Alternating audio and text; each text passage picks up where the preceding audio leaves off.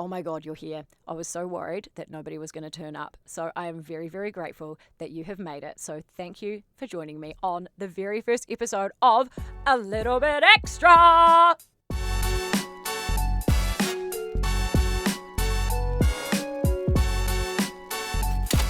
The almighty pop culture gods have shone above us today because we have been given some of the juiciest goss that we've had in a long time. First of all, we're going to cover Taylor Swift and every freaking moment and Easter egg that is out there.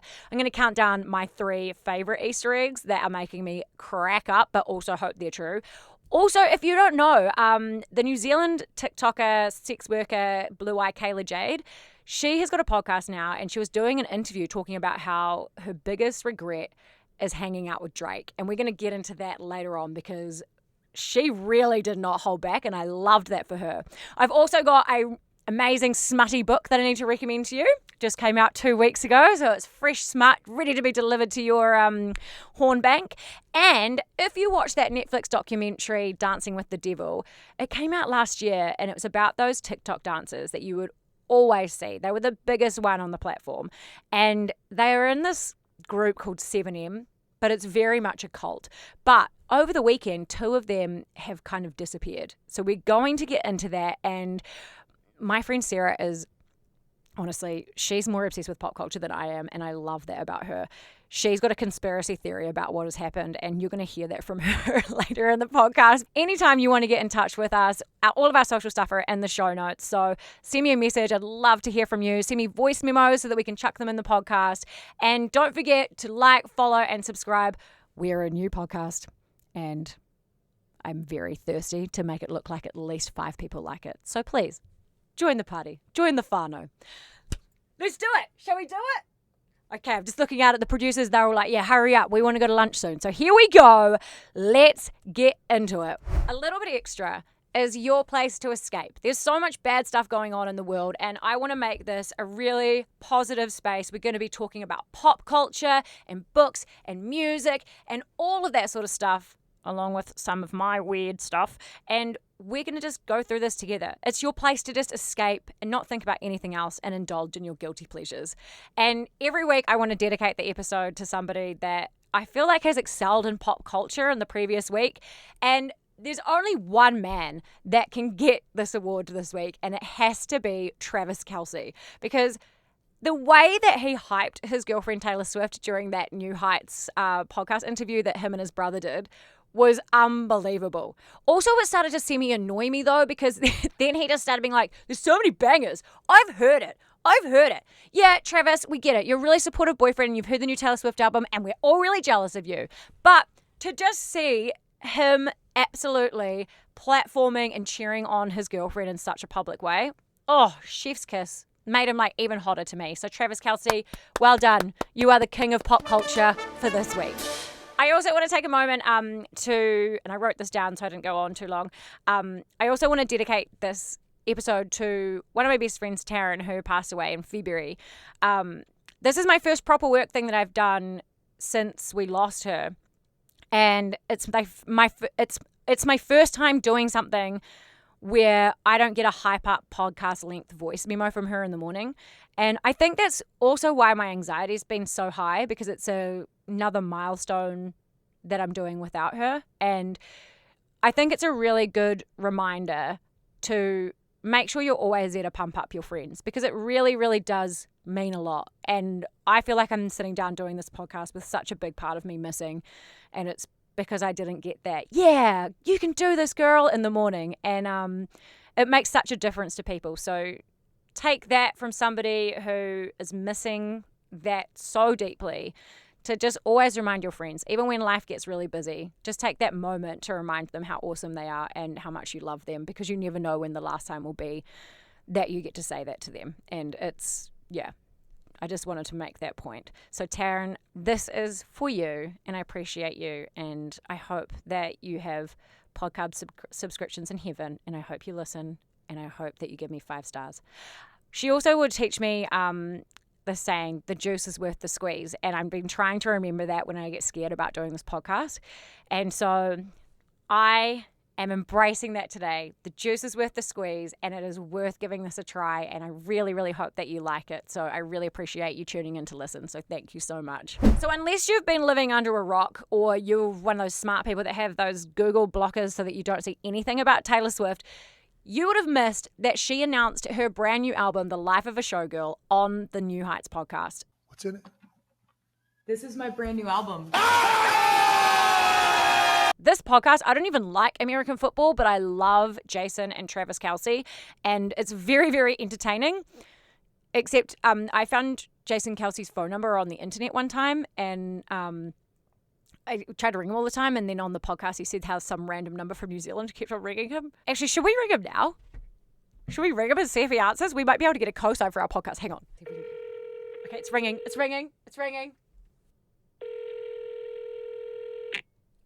Hello, you've reached the phone of Jason Kelce. I'm not here right now, but if you can leave a name and number, I'll get back to you as soon as I can. Maybe he'll call us later on. So no big exclusive for the first episode. We haven't got Jason Kelce to comment on the New Heights podcast, but we did get his answer phone. What a great day for the old Little Bit Extra podcast. Woo! Celebrity cameo. Now, the album artwork for The Life of a Showgirl is so hot. I feel like this is the raciest we have ever seen Taylor Swift, and she also revealed that Sabrina Carpenter is going to be on the album. There's only going to be 12 songs, and people think that 2 of the songs could be about Blake Lively and the breakdown in their friendship, because there's 2 songs. One is called Ruin the Friendship and the other one is called Cancelled, and people think that maybe that could be about her. But also there is a song about somebody called Ophelia, which is the name of a character that Blake Lively has played in the past. So we're all just reaching for straws here, but I cannot wait for this all to be revealed. But the most exciting thing about this is, look, don't get me wrong, Folklore, Evermore, Tortured Poets, great albums, but they were missing absolute bangers. Like on Tortured Poets Department, my favorite 2 songs on it was I Can Do It With a Broken Heart and Florida, because they were bangers. You could dance along to them, right? And I love a sad ballad as much as everybody else, but I just wanted a 1989 or a Reputation, you know? And so Taylor Swift has been flying back and forth to Sweden while she was doing the Eras tour, and she's worked with Max Martin, who is he is the creator of some of your favorite pop songs of all time. Like, you would be a fan of Max Martin without even realizing it. And even Travis was saying all throughout the podcast that every single song is a banger. And it also kind of made me think, because this is the first album in a very long time she hasn't made with Jack Antonoff. Have they fallen out? Because she made zero mention of Jack Antonoff, and she also made a point of saying like her favorite albums were the ones that she did with Max and the songs that she made and stuff. So it's making me think, and even after seeing an awkward interview with Margaret Qualley, who's married to Jack Antonoff, I was like, that was a weird answer. Like, how did that conversation even go? Where she's like, Jack, we've done enough together now. I think I'm going to try something new. And he's like, well, what?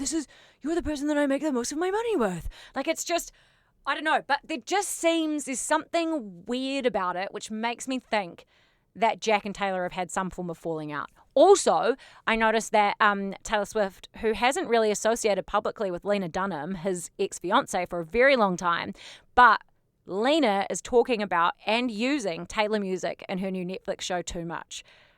I don't know. I just have a gut feeling that something's off there and they're no longer friends. There's no Easter eggs to prove it. There's no, I don't know, actual information. This is just a shared gut feeling. And if it turns out to be true, I want you to remember it and be like, something she predicted on that podcast was actually true. But my favorite thing about Taylor Swift is that she, in this interview, was so authentic. And you know how sometimes you can watch interviews with people and you can tell they're kind of faking being authentic? She just seemed so comfortable and incredibly normal, which blew my mind. And I just really liked their dynamic. It was quite balanced in the way that they kept like touching each other and things like that. And I loved how she kind of made fun of the fact that she always gets booed at the football games and things like that. We all know, you guys have a lot of male sports fans that listen to your podcast. Yeah. And I think we all know that if there's one thing that male sports fans want to see in their spaces and on their screens, it's more of me. Just seemed like a really strong family kind of unit. And the interview was really enjoyable because I was thinking, I've interviewed Taylor Swift in the past, and when you interview, and obviously it's going to be different because it's her boyfriend, but when you interview Taylor Swift, you have to write down all of your questions, you have to provide the questions, and then your questions get given back to you, and well, this was my experience, they crossed out every single question that you can't answer, and you can only ask the questions that you have had approved. And if you deviate from that, your interview gets cut like that. So I was an absolute nerd, and I stuck to my approved questions, which, to be honest, were only the sort of questions that made her money. So it was about music, tours, or perfume. Any of my personal questions or slightly personal questions, they got cut. But I was there with a guy from TVNZ, and he kind of was like, oh, yeah. And then he just threw in some extra questions that weren't approved. His interview got cut by 3 minutes. We only had 5 minutes with her, and he only got 2 minutes worth of footage. And that's because that's how controlled it was. So the fact that in this interview, she didn't hold anything back. We saw so much emotion from her. She really pulled back the curtain of her life with Travis. And it was really, really refreshing to see. And I enjoyed the interview way more than I thought, because I thought it might have been a little bit pretentious, but she was absolutely amazing. There was one part that really, I don't know if it's because I'm a mother, or if it's because I really, really love my mum, or if I'm just the sort of person that is heart-led rather than business-led, which is part of my downfall. I really, really liked the fact when she talked about how when she wanted to buy back her masters, instead of sending in a big team of lawyers and stuff, she sent her mum and her brother in to do the interview with the people and like talk about it and take the meeting and pitch to them about selling the music back to her. And I don't know, I feel like that would have been the game changer, because it was no longer this big business thing, and it actually showed her as a real person. And I mean, listen to her reaction. It's so real. Like, you cannot fake this. I get a call from my mom, and she's like, you got your music. Yeah. And so sorry that it's literally been so long since this happened. It's every time I talk about it. She was like, you got your music. And I just like very dramatically hit the floor, for real. Like, honestly, just started. It's been a long time coming. But that just seems to, like, I love that sort of reaction from her and seeing her as a real person. And it's just another way that she shows what a family unit they are, that her brother Austin works for her, her mum and dad are always on tour with her. And that same trip when we went to Chicago, I had said how I was such a big fan of Taylor Swift, and we didn't sell her first album in New Zealand, so I had to import it over. It cost me like $60, and I just loved her music so much, and I was really excited. And because they realized what a fan I was, and I'd come all the way from New Zealand, her tour manager and her dad, Scott Swift, were like, oh, come have dinner with us. Like, have you eaten? And I was like, no. And so they took me and then the TVNZ crew with us as well that were also on the interview, and they took us into the catering. And straight away, you know that an artist cares about the people that works for them by how they feed them. So in one corner, there's like these 2 fridges, like when you would go to a dairy, of every single kind of, non-alcoholic drink that you can think of. Then the most beautiful spread of food for all different, dietary requirements and all that sort of stuff. A chef there that was slicing off this beautiful eye fillet, and they made sure that we wanted for nothing. And then I sat there and had dinner with Scott Swift and her tour manager, and he was so kind and lovely and just like really appreciative that we'd flown all the way from New Zealand to do this interview with her. And I was like, are you kidding? This is like a dream come true. Like, it's thank you for having me. And I thought, okay, that's it. We're going to go to our seats now. And then Scott Swift goes, oh, why don't you come and watch the show with us? And I was, where are you guys watching it? And Scott Swift takes us to like where the sound desk is, which is, if you ever go to a concert, it's where the best sound is. And it was like barriered off. And we're standing there with Scott and Andrea Swift. Her brother was probably there. They were making sure that we had drinks. And then just as the show started, all the photographers are in like the photo pit, and then her dad goes to the tour manager, take Sharon up there to get some photos. And I was like, what? And so when the photographers came out, I had the entire photo pit to myself with my little digital camera, because it was like 2010 or something. And I took all of these photos, and Taylor like waved to me from up there, and I have the most epic photos of her on the Speak Now tour, and I got to be there for a whole song. And then it was just the craziest experience. Like, what the actual is my life? And then that was the Speak Now tour where she kind of flies around the crowd and then she sits down and she plays a couple of acoustic songs. And we're literally right there. And as she's spinning around, she's like, hey, as she's playing her songs, I was like, what is life? Like, what is happening? And so I leave thinking, okay, Taylor Swift is the nicest person I've ever met. And about 6 months later or whatever, the Speak Now tour comes to New Zealand, and Leon, our big boss, and Chang, who I was working with at the Edge at the time, we got to go meet Taylor Swift, and I was like, oh my God, this is so exciting. And I walk in, and she comes over, and she's like, hey, nice to see you again. I was like, what? She goes, no, wait, where did we meet? Chicago. And I was like, oh, if I hadn't heard that guy just tell you that we'd met in Chicago, I would have been so impressed by that. But even though I heard him tell her where she knew me from so she could pretend that she remembered me, the fact that that's even a thought process to make someone feel special is pretty amazing, because I felt pretty cool, but I did feel a little bit sad that someone had to tell her. But then again, she meets 100 million people every freaking day pretty much. But it's just as, I don't know, I think that she's way more normal than we give her credit for. And it would be hard to be normal in a life like that, because you're a musical genius. The whole world either loves or hates you. Like, imagine coming back from what felt like the entire world hating you to now being the biggest pop star on the planet. It would just be, your mental health would have to be on another level. It's just crazy. And speaking of crazy, Easter eggs. Nobody markets an album like Taylor Swift. The way that she even thinks of doing these Easter eggs and how far back they go is like, whose brain works like that? My brain doesn't work like that. I could barely even like do an Easter egg for this podcast episode if you gave me a couple of hours. Like, are you kidding?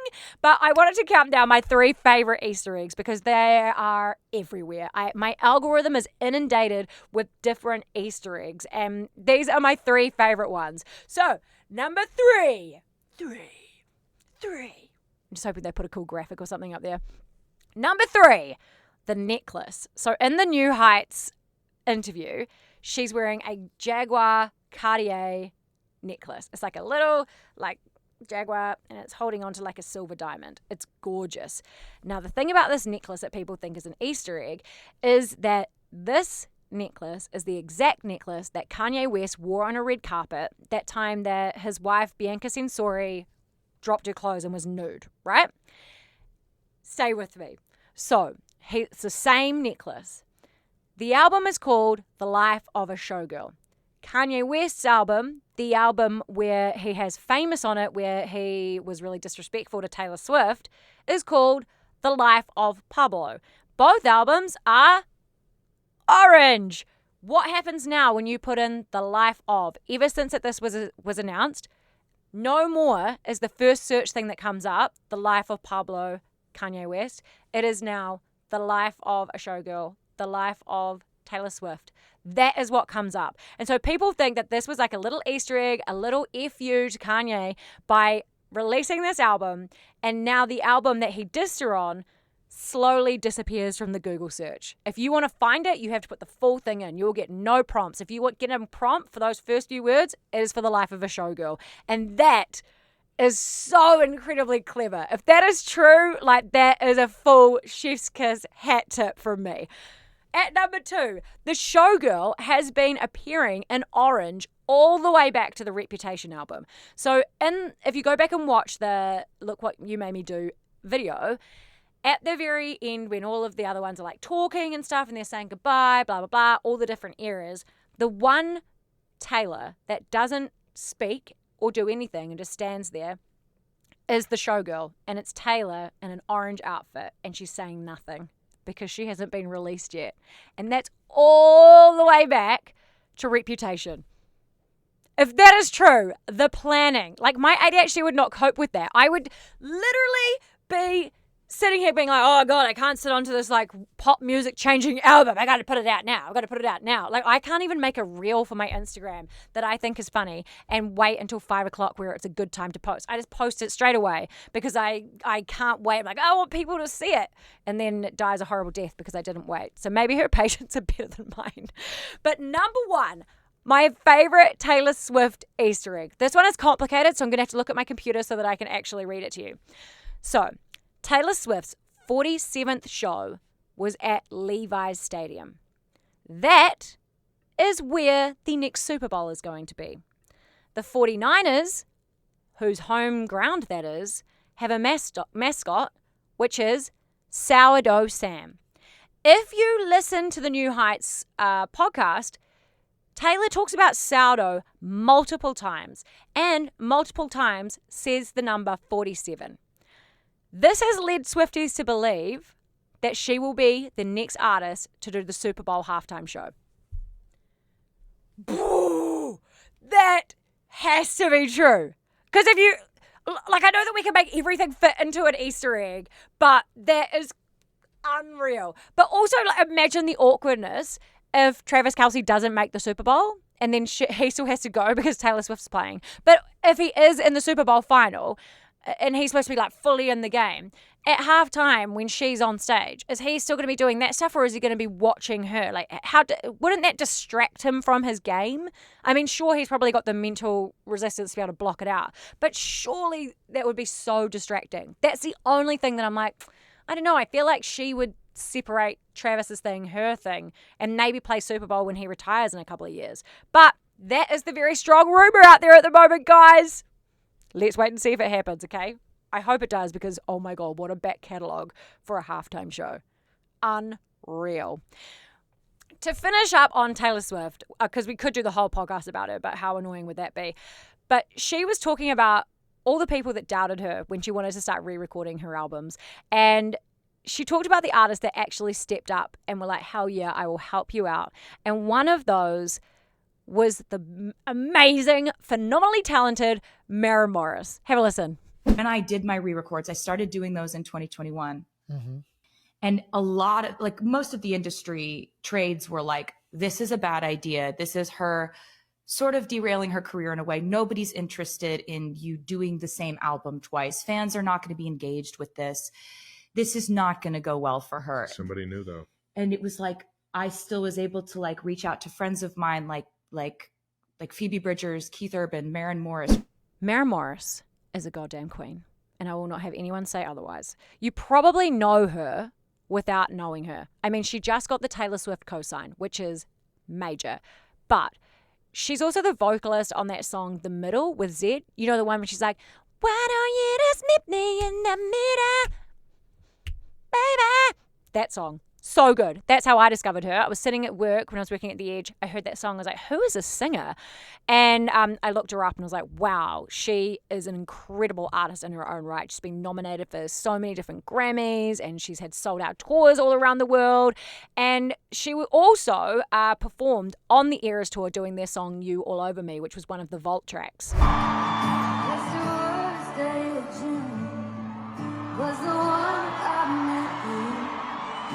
Your hands in your pockets and your clothes, you wish you had me grin. Honestly, her voice, the way that she writes lyrics, she's so freaking talented. She is top 3 my favorite artists. My top 3 are Beyonce, Dolly Parton, Maren Morris. All just full package artists. I absolutely cannot state to you how angry it makes me when somebody says, who's Maren Morris? It drives me crazy. I'm like, you don't even know her resume. Her resume is incredible. And that is why it's an absolute honor that the first guest on A Little Bit Extra is the one and only Maren Morris. Now, Maren is going to be coming to Auckland the 11th of February and Christchurch on the 13th of February. There's only a few tickets left, so if you want to go to the show, go and get your tickets because it will be one of the best shows that you have ever seen. And I use this podcast as a way to interview her. I did it. The podcast, we did this like a month and a half ago. I was like, oh yes, the podcast is coming out very soon. I would love to interview Maren Morris if there's any chance. And so shout out to the team at Sony. They made it happen. And I was so awkward because I was very, very anxious about it. Have a listen to this moment where I didn't realize that Maren Morris was on the Zoom and she could see and hear me. I thought it was just me and Danny, who works at Sony, who was connecting the call. And I'm like, oh my God. And then I realized that she's there, and it is so embarrassing. Have a listen. Hear me? Yeah. Oh, sweet. How are you? Yes, this needs no introduction at all, so I'm just going to let you guys get into it. Shut up. Is she already there? Has she just watched me do this? Yeah. Oh, fuck, it's so embarrassing. Okay. Hi. Hi, Maren Morris. I did not know that you were sitting there while I was just sitting here revving myself up. Once I got that extremely awkward moment out of the road, it was time that I started to gush to her for about 5 minutes about how much I love her. This is so crazy and surreal to actually be talking to you. I just want you to know today I am going to be very flustered, but I am cool, okay? My mum said, Sharon, don't come in hot and just tell her how cool you think she is, but do it at the end. But I think I need to do it at the start just to get it done. But I just got into this deep dive of your music, and it's really bizarre because I don't think that I've had this sort of connection to somebody's lyrics. I feel like every major moment in my life since then, one of your songs has been like the song that kind of got through it. Once I'd finished the Gush Fest, which I'll stop saying now because I realize it sounds very, very graphic, we got into talking about her and her new album Dreamsicle, but most of all, we started talking about two of the songs on the album that were made by New Zealand producer Joel Little.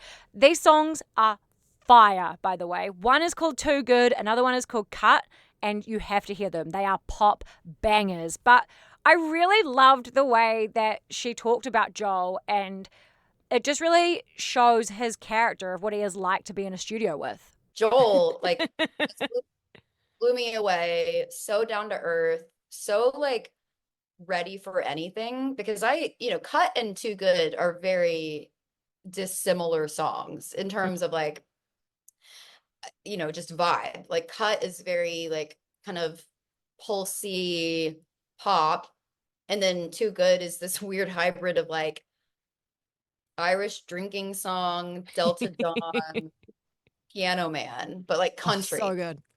So it's all over the place. But Joel is just like, I don't know, like he's obviously like so talented to be able to execute these like crazy ideas I have. But no, just like that sort of like those are my favorite people to write with, are just the ones that want to get a great song that day. They're not like worried about the songwriting rules, or like they drag their ego in of like credits and Grammys and like think they're like too cool to be there.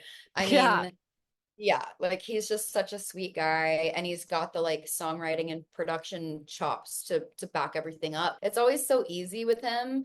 I feel like we really quickly, and then I'll like jump in the vocal booth and be in there probably longer than we were writing the song, because we're just but no, like he's someone I had not met or worked with prior to this record, but like I'm obsessed with him. Such a legend. I love Joel. Joel is one of those people, I've known him since, oh God, like almost 20 years, when he used to be in Goodnight Nurse. And Joel is exactly the same. He is so humble, he's so kind, he's funny, he's talented, and he's got time for people. And he doesn't have an ounce of ego to him. And that's like, I don't know, I think that's what makes his music even better, is that he has this confidence in himself, but it's not a confidence of arrogance, and he's just so great.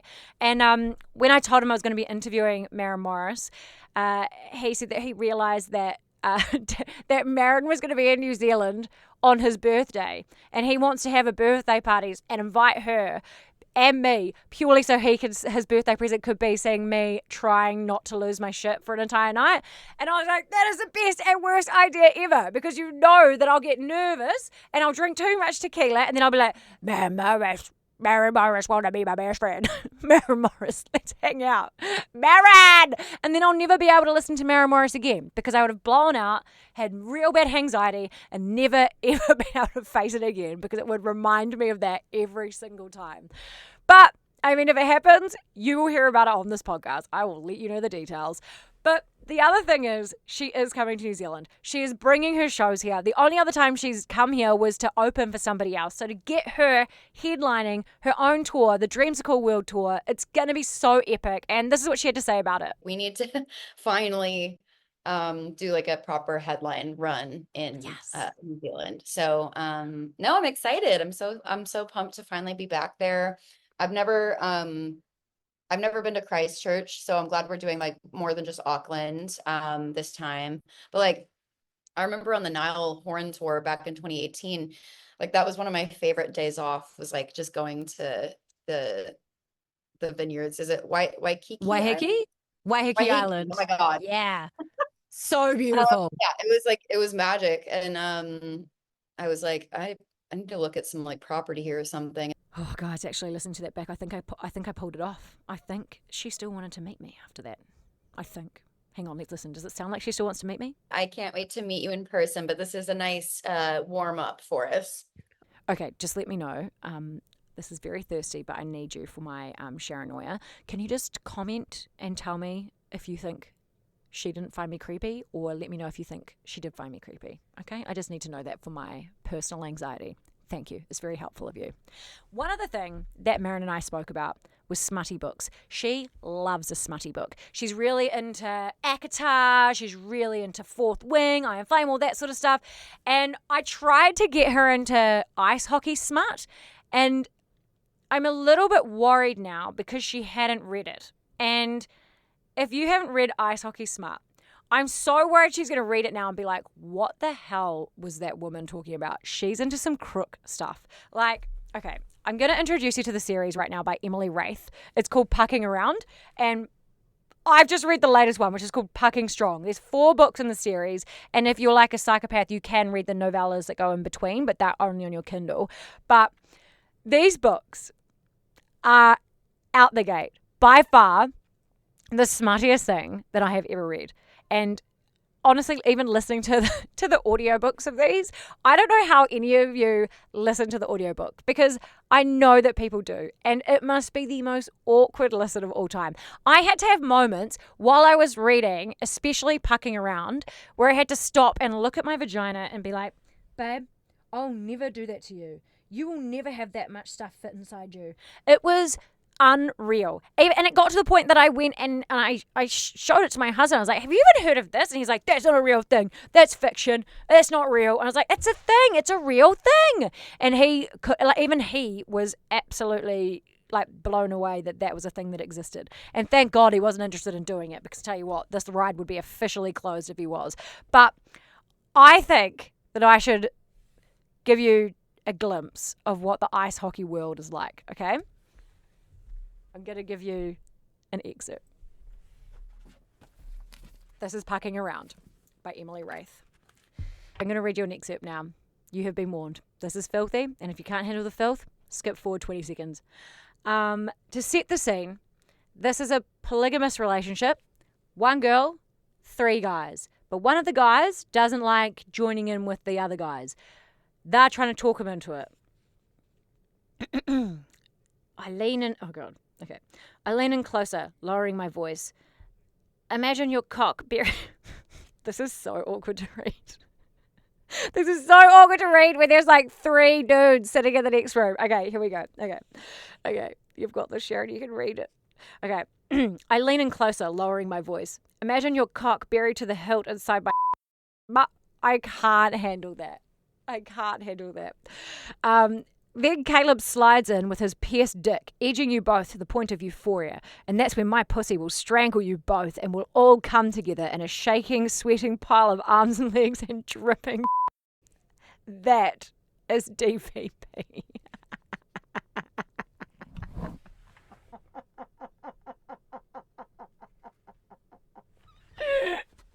That is the weirdest thing I've ever read on a microphone in the world. God, it's so intense. But then there's a scene There's a scene. I can't even find it. I'll have to find it. I can't find it right now. There's another scene where they, and I don't want to do spoiler alert, but it's more of a like warning alert. There's another scene where all four of them have sex at the same time, and they talk you through how to navigate getting 2 P's in the V and 1 in the butt at the same time. Can you imagine having 3 humongous wangs in you at the same time? That sounds horrific. That sounds like reverse birthing triplets. Like, no, thank you. No thanks. 1 is enough. 1 is enough. They are wild. And then in one of the other books, there's a girl getting like Eiffel Towered while she's pregnant. And I'm like sitting there going, absolutely not. I wasn't even interested in having some missionary when I was pregnant, let alone getting Eiffel Towered in a party. Like, no thanks. But these books are so interesting. And they're interesting. The story's a little bit like, it's not the greatest like writing in the world for stories. But when it comes to smut, you'll struggle to find smut more smuttier than this. My sister wanted to read them and she was like, do they say the P word a lot? I don't like it when they say the P word. I was like, what P word? Do you mean penis? She's like, no, I don't like it when they say pussy. I was like, well, if you don't like the use of the P word, you will not like the ice hockey series because they use the P word and the C word, if you know what I'm saying. So that's a warning. If you're not into that sort of stuff, you will not like ice hockey. But even if you're not into it, it's very strange. Like the last book is 2 dudes and I didn't think that was like really my thing. But the last book's 2 dudes and it was so hot. Like also very educational of what like male relationships are like, male on male. Pucking Strong is the latest one in the series and I just finished it in time for this podcast. You're welcome. It was homework. And it was a great story. One of the main characters, Teddy, is a little bit annoying. He goes from being this like really sweet, nice guy and then all of a sudden he's just like getting worked up and arguing about everything. But once you get through the slow burn of the build-up and you get to the sex, it is fire. And as I was saying, I didn't think that I would find sex between 2 dudes that hot, and it was magnifique. Is that how you say it? It was magnificent. You'll love it. I think what prepared me for reading books like this is following Blue Eye Kayla Jade on TikTok. She is a New Zealand girl. She has a podcast, which is super interesting. And she's also a sex worker. And how she became so big on TikTok was basically she'd be counting her money or making a drink at the end of the day, recounting the things that she had done for work that day, whether it was pigging or threesomes or anal, or like whatever it was. And she kind of blew up because earlier this year, or was it last year, when Drake was on tour, he was in Australia and she went to hang out with him and she just went out for dinner. They partied, had a good time, didn't hook up or anything like that. But she got a lot of flack for hanging out with Drake. And it got to the point where she now even regrets hanging out with him. But she kind of, I don't know, made Drake sound like a bit of a dick. I did get cancelled for hanging out with Drake, though. Ah, yes. Probably regretted posting that. Oh, Drake. People didn't like that. But I guess, like, I just didn't know he really had allegations. Like, I knew about the song with Kendrick Lamar, but I wasn't very aware of, like, what had actually been going on. I just got invited to go to dinner with him, and then I posted about it because he didn't make me sign an NDA. So I posted about it and it blew up and people got pretty up in arms about the fact that I hung out with him. And he eventually told me to take down the post. Oh, because, did he? Why? You know, he had a lot of heat. Yeah, he was like, hey, can you take these down? Because he had a lot of hate in the media. And I guess this was just giving more attention to it. So, yeah, I ended up deleting the whole thing. It was a weird thing because, like, at the time I saw so many other influencers going to his concert and so many people posting about him, but no one was getting the same hate as me. So I was like, is it because I'm a sex worker that people are just... that they want to find something to hate? I don't know what it was. I love that she points out that she didn't sign an NDA. I'm like, girl, if he didn't make you sign an NDA, give us all of the tea, not just some of it. My God. But the fact that he was then like, hey, can you take your stuff down? And she did it. I don't know. It's this weird thing of Drake is kind of like that. I think that's why I don't like him. Like, it's hard because, yeah, he has a few bangers, but I don't know. He just seems like a real dick. And it's kind of similar. Remember that chick Bobby that would do the interviews and she interviewed him in bed and stuff like that? And then he made her take the episode down because she was getting so much attention from it and stuff like that. And it was like a way of controlling Bobby. And it's almost like that's what he was doing with Blue Eye Kayla Jade, is it's like a form of control to be like, nah, take it down. Like, he's embarrassed of her. Like, and it feels almost kind of disrespectful. Like, why wouldn't you just be like, I hung out with a friend, like, no big deal, you guys can all get effed, like, the end. It's gonna die in the next news cycle anyway. But to make her take it down and stuff, I don't know, it makes it sound like he was embarrassed to be hanging out with her. And yeah, she's a sex worker, it's a profession, and also she seems really cool. I would love to hang out with Kayla Jade. She would have the best stories. Like, just listening to her podcast, I'm like, girl, I got so many questions. I would love to get her on this podcast and ask her so many questions. But honestly, all this made me think was Drake is a dick. And I'll die on that hill. But like, no one telling me said that, because I'm really scared that then he'll do a video about me and be like, well, that girl's a dick and she's ugly or something, you know? Just real respectful women stuff like him. Let's move on before I start getting in trouble with Drake, okay?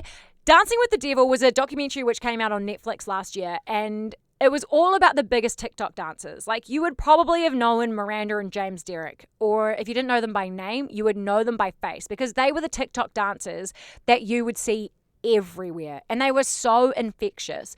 And it turned out they were part of this group called 7M, which started as like a church thing, but it actually sounds like, after watching the Netflix documentary, it's more of a cult, and the people that are in it are cut off from their families, they're brainwashed, and they're controlled, and it's really, really gross.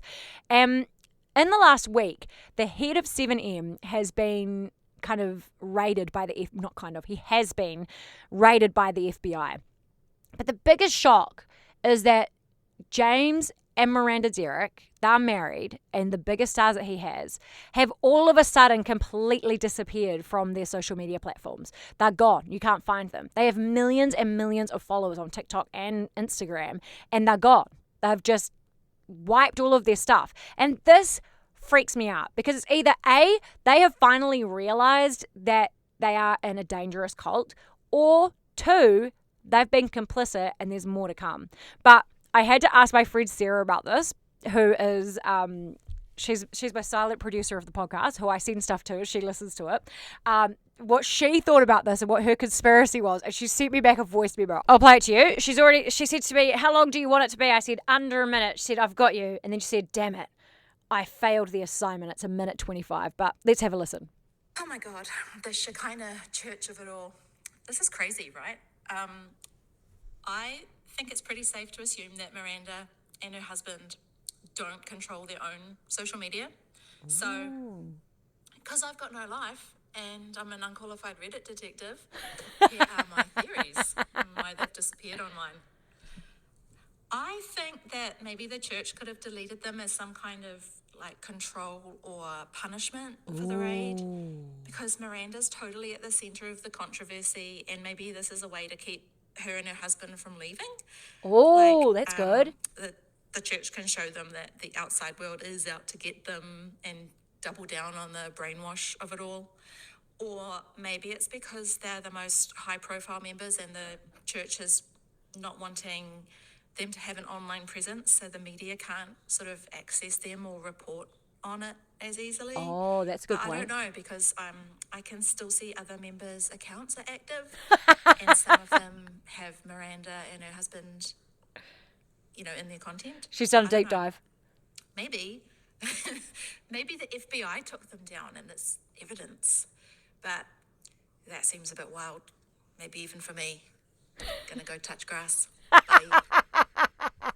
Honestly, I think the FBI should hire Sarah and let her go and find out what's happening, because she will find out before they will. I'll tell you that for free. But if you ever want to contribute to the show with your conspiracy theories or your thoughts, or you just have a rant that you want to get in about, anything in pop culture, send it through to me on social media in the show notes. And I would love to hear what you think about that stuff, because I just love how much we get into these like deep little holes of trying to figure everything out. But thank you so much for listening. My prediction for next week in pop culture is that Taylor Swift will lay 871 Easter eggs, and I'm going to investigate the rumors a little bit more about what I was talking about earlier, that Taylor and Jack Antonoff have had a falling out. And let's find out whether or not Sarah is right about the whole 7M thing. Let's find out, see if she's better than the FBI. Also, on our next episode, we're going to be talking millennial fashion. I got a voice message from one of my best mates, Nina, and if you are in the camp, and especially if you're a millennial, you are going to empathize so strongly with Nina. And also, we're going to get a stylist on to actually educate us on how the F we dress. Because I tell you what, I am winging it and I'm not doing a very good job. And if you need help as well, then you need to join us on Thursday. Thank you so much for listening. Honestly, it means the world that you would spend some time with me in your ear holes, or if you're watching this on YouTube. And I hope that you join us again on Thursday. Don't forget to like, comment, subscribe, do all the things that you do for podcasts. I don't know what platform you're on, but whatever the button is, like, can you push it? Push it. Push it! You haven't pushed it yet, have you? Go and push it. And make sure you give us a rating. Unless it's a bad one, then you keep that to yourself. See you on Thursday. Bye! I'll stop doing this wave thing now.